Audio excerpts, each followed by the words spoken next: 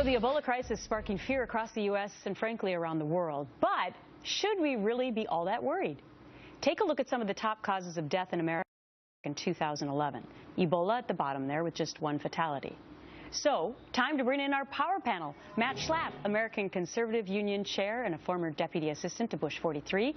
Rick Reichmuth, Fox News Chief Meteorologist. And Phil Siegel, Criminal Defense Attorney. All right, Matt, let me start with you. Should we have the fear that we apparently do, in this country, or is it being overblown? Well, when I listen to the head of the CDC, I've moved from just being alarmed to being scared.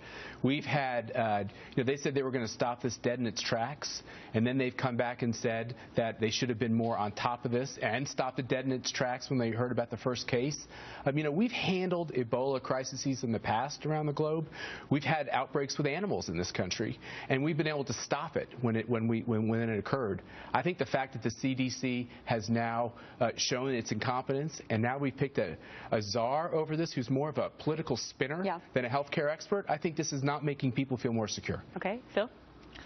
The dumbest thing I've heard are some of the arguments that, well, so many people don't get flu shots, and we don't worry about that, so why should we worry about this?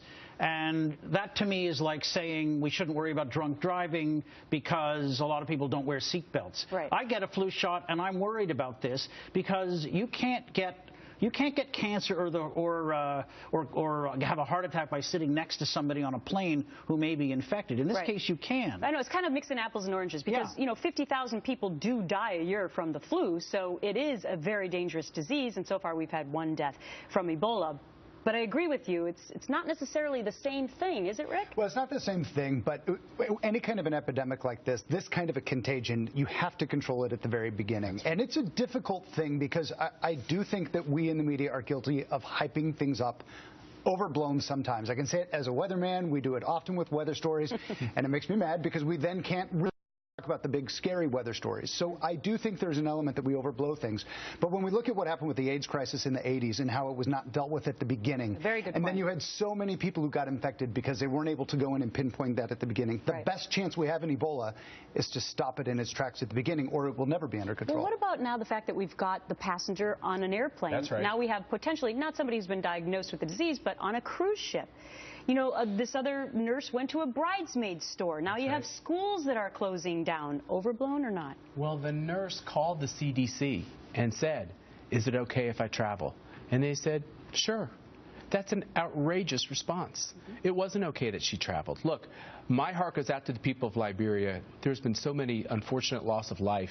The fact is, if we were serious about this, we would stop the flights. We would quarantine those who have been exposed, and we would quarantine those in this country who have been exposed. Does anyone disagree with that? Well, did she call the CDC or did she call Texas Healthcare Facility? Yeah. Apparently she did today the word came out that, according to her uncle, that she called the Texas Health Facility and they called the CDC. But let me jump in here.